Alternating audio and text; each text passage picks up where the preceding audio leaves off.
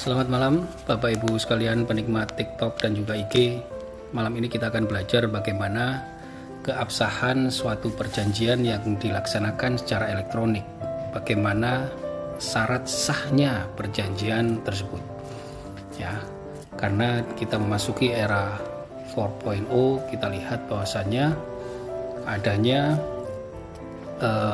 pernyataan yang diasumsikan bahwa perjanjian yang dibuat secara elektronik ini dengan digital atau rekaman digital adalah perjanjian elektronik dan atau kontrak elektronik.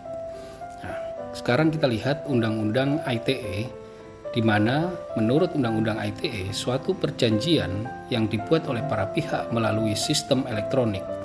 Nah, perjanjian elektronik ini dibuat apabila kita melakukan transaksi elektronik atas perbuatan hukum melalui komputer, jaringan komputer, atau media elektronik lainnya. Nah, transaksi elektronik ini dapat dilakukan berdasarkan kontrak elektronik atau bentuk kontraktual lainnya sebagai bentuk suatu kesepakatan para pihak. Nah, dengan syarat sahnya perjanjian kita rujuk 1320 KUH Perdata, ya, dengan secara lebih jelas dijelaskan dalam PP 71 tahun 2019, ya. Nah, lalu bagaimana? Nanti akan kita sambung dengan video berikutnya. Selamat malam. Lanjutan dari postingan yang pertama, kita melihat syarat sahnya suatu perjanjian itu adalah berdasarkan pasal 1320 KUH Perdata. Lalu bagaimana dengan secara lebih lengkap dikupas oleh PP 71 tahun 2019 yang mengatur tentang syarat sahnya untuk suatu perjanjian elektronik atau kontrak elektronik. Di antaranya terdapat kesepakatan para pihak, dilakukan oleh subjek hukum yang cakap, terdapat hal tertentu dan objek transaksi tidak boleh bertentangan dengan peraturan perundang-undangan, kesusilaan, dan ketertiban umum. Selain syarat 4 tersebut, perjanjian elektronik yang ditujukan kepada penduduk di Indonesia ini harus dimuat dalam bahasa Indonesia. Apabila kontrak menggunakan klausul baku, maka harus sesuai dengan ketentuan peraturan perundang-undangan tentang klausul baku. Perjanjian elektronik paling sedikit harus memuat identitas para pihak, objek yang spesifik, lalu persyaratan transaksi elektronik, harga dan biaya, prosedur dalam hal terdapat pembatalan para pihak, lalu ketentuan yang memberikan hak kepada pihak yang dirugikan apabila terjadi kerugian, lalu pilihan hukum penyelesaian transaksi elektronik.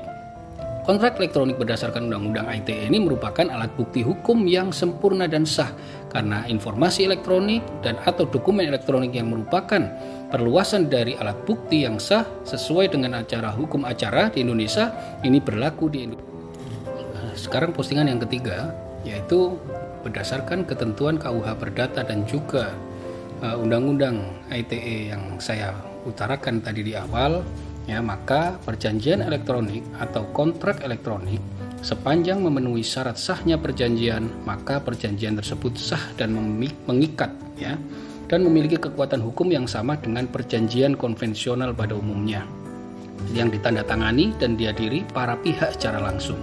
Ya, demikian yang bisa saya sampaikan. Artinya kekuatan pembuktian bahwa kekuatan pembuktian perjanjian elektronik ini memiliki kekuatan pembuktian yang sempurna, yang sama dengan perjanjian konvensional yang ditandatangani langsung oleh para pembuat perjanjian tersebut.